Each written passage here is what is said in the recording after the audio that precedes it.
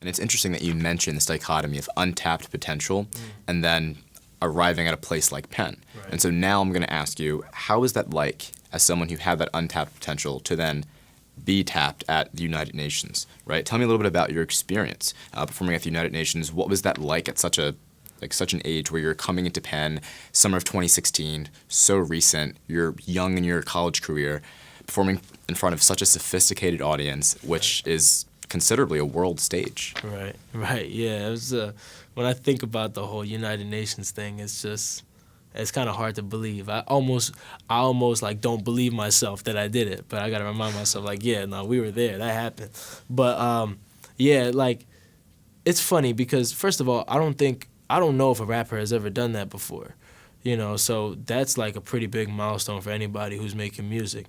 But I think what it really meant for me was, before I even talk about like how that felt or how that happened or anything like that, it's just like my whole idea with hip hop is to like incorporate the culture, right, of like where I come from and what like hip hop is, understanding what it really is. So I'm not, appropriating it in any like negative way. I'm not like being a negative ambassador to the culture of hip hop, right? You gotta obviously like stay true to that.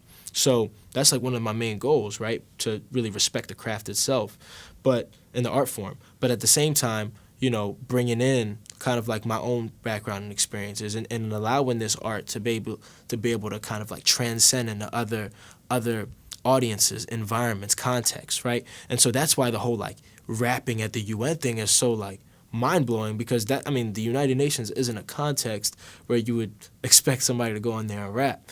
But the reason why it meant a lot to me is because my whole idea is to bring communities together, right? The funny thing was I decided not to approach it any differently than I would approach anything else, because if you think about it, like the idea of like, staying true to the culture of hip-hop, bringing in my own personal story that might resonate with other people, and then like uniting people together, like just that just like those three key pieces. It's like the same thing I decided to do United Nations. So what I did was me and one of my producers, Waz, he's incredible, man.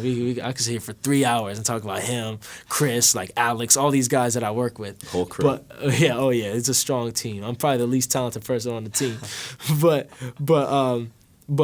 Waz, he made a mix. Basically, the first track, like the first part of the mix, was a segment of the intro of my previous mixtape. It's called Euphoric, and the name of the intro was also called Euphoric.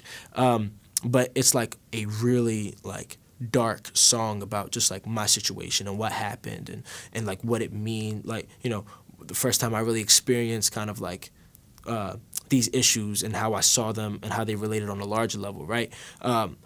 You have to listen to the song to really like understand what I'm saying. But we like took that part, and then the middle part was the song called Breakthrough, which I released a music video for a year ago, which is like a more upbeat and like energetic, bring people together song. And then at the end, it was a snippet of Raise, and Raise hadn't been released yet. And Raise was a lot more like, kind of like the same as Breakthrough in the sense that I brought people together, but it was also more triumphant. It's more like, let's do this together. Let's come out on the other side of this together. And then I did like a little spoken word at the end of the piece to just like, thank you for allowing me to be here and be part of this like movement to change the world together. And that was it. And like that was the performance. And, I guess my biggest takeaway was that basically like, these messages of bringing people together, it's meant for everybody, right? And everybody's gonna receive it well. And I don't think you should be afraid of like the delivery mechanism, right? Like the way that you deliver that message. Like whether you're speaking, whether you're singing, whether you're rapping, that doesn't matter. But as long as the message gets through in a way that's gonna resonate with people, that's gonna last, I think that's how you're gonna make the most impact. And it's interesting. You mentioned Raise. Yeah. I was wondering if you could talk a little bit about that. What was that like? Not only just having that video produced and going through that process professionally, right, but what was it like afterwards, seeing 100K views? Yeah, man, that's nuts. Like Raise kind of like, that took me from, obviously like on a small scale, took me from here to like here, right? Like, how do I explain Raise? Okay, let me explain to you life before Raise. Like before even recording Raise, right? Not even just before releasing Raise, but before recording Raise, right? anytime I do something like this, I've been fortunate, right? Like people have been really flocking to like the story, and I've gotten like some good press opportunities, right? And I've gotten to perform a lot and put out music. But when people like thought Kayvon, the first thing that they thought of was like the story, the person, all these things that I'm saying to you. Like people are really gravitate towards like my energy and the things that I say and like kind of like my goals, right? And obviously like what I've done in response to the story and how I want to kind of like help other people like get out of like situations like that, right? Help them through situations that are similar to that. And that was it. And that's great. Like I was known as that guy. It's still very positive connotation with the name. I was like a figure in that sense. But like when it came to the music, a lot of people knew who I was, right? Like, I mean, most of Penn knows, like they've at least heard of who Kayvon is, right? But a lot of them, most of them, did not like listen to music. A very small amount of people listen to music. So I was like, this is cool on like a public figure level, like just as a human being, like that achieves that goals for people to know that that's what I stand for. But as far as like as a musician, as an artist, like I want people to experience the art that I create, right? So, one of my big goals was like, okay, I need to make music that like, that is going to reach people in that way that, when people hear Kayvon, they still think of those connotations that I just mentioned, but they think of how the music ties in with that, right? So that's basically like, that was me in a nutshell. And you got to remember, that's like after freshman year and sophomore year, right? Because this is this past summer that I did the UN, and I recorded Raise this past summer too. So it's basically like halfway through my college career. It's like everybody knows me, but a lot of people don't know my music, right? So this summer, one of the things I did was, like, I made a lot of music. Like, I probably have like 25 songs done, ready to go, ready to just be out. I could put them out tomorrow if I wanted, right? Because I just did a bunch of them in the summer, and I'm still making music with the team, of course, but like, and that's just like the songs that are done, like recorded and mixed and mastered and all that. That doesn't include all the songs that I've written, and like, just there's so much product ready to be put out, right? But it's like, what's gonna be the product that, is gonna set me apart from like, just not being known for who I am, but also like what my music is. And so Raise was one of the songs that, like, one of those many songs in the session where, like, Waz had like a beat that he did like a few years ago, and I really liked it, and I was like, I want to do it on this beat. And I actually like came up with the hook on the bus ride to Waz's place. And I like came up with the hook. I had already done the verses, and I was like working on it in the studio session. And I was ready to lay it down. But see, what Waz is really good at is he's really good at melodies, right? Like, he is just like unreal at adding melodies on a beat. So he used the beat that he made a few years ago, right, for the song, because that's the one I wanted to rap on. But he like added all these synths in there and all these like arpeggiators and just like all these like musical terms that I hardly understand. but like just these sounds that just made the song just like have so much more energy. And it's like while we were building the song, because like the way it works, like I sit there, I understand like music theory because I used to play a trombone and things like that, but I'll be like, I want to sound like da da da da da da da da, and he'll be like, all right, and he'll actually like do it, right? And then he'll also have his own ideas, and sometimes he'll freestyle things, but like while we were just building that track, it was like, wow, like it's like when you could tell something is special that was happening. And sometimes you have those moments. Like, a lot of moments in the studio, it's really like, you record and you sit there and you're just like, oh, I don't like the way that take sounded. Let me go do it again. Let's like adjust it. It's really like tedious and like menial task. But some very special moments, you're just like, wow, like this is going to be something, right? And that's what Raise was. So, and fast forward for the song, it's like, it's past 70,000 plays, my best performing song. And it's just really hit a wave. But then, like, backtrack to, like, when we started making the video. Like, that was just, like, another part. So we get the song, right? That's big. And then you get, and then you get, like, getting in a room with just, like, some incredible video people that I know. The director's name is Sam Cowan. He goes to Drexel. And he put, like, a team together with two basically executive producers. So we're doing that. And then, we record the video during, like, our school's fall break, and that weekend we spend 46 hours on set, right? And that's like the whole crew. It's like a 20-person crew behind this video. So 46 hours on set. That doesn't count all the hours you spent before and pre-production and after and post-production. And then we put the video out and we start promoting. One of my friends that goes here, his name is David Zhao, and he's somebody you guys might want to interview too. He's amazing, and we just start like promoting it together. And like now when people talk to Kayvon, like talk to me, they talk about Raise. They don't necessarily talk about the story as much, like behind it. They talk about the music, and that was the goal. They talk about it. So there's like, I loved your video, I love this, and this. I'm getting messages, I'm getting followers, I'm getting people who like don't go here, obviously. Like a lot of people don't go here, like don't go to Penn. And just like from all over the place, like, oh yeah, I saw this video, at Kayvon Music, whoever you are, like this is amazing. I'm connecting with people that, I don't see physically, but it's like what actual rappers do, right? Like I'm finally in that space where it's like I'm not just a Penn rapper. I'm a real artist. So, long story short, that was really exciting because now I just put out a song this week called Icing, and it was just kind of like it's not like a single, it's just straight rapping, but it's kind of like, here's a gift, more music's coming, just sit tight, right? Because I don't want to go too long. And then people flock to it. People are responding to it. People are like, oh, this is also really good, da-da-da. So, that's really like, in summary, like Raised made me an actual artist, made people respect the craft and know what I'm capable of. And at this point, it's just scale, and we're doing a lot of exciting things next to capitalize on it. So in addition to this, to the music facet, I'm aware that you have your own clothing brand. You're repping right now, actually. And you also act as the founder and CEO of Kayvon Enterprises. Yes, sir. Can you expound a bit on this venture? What has this initiative entailed?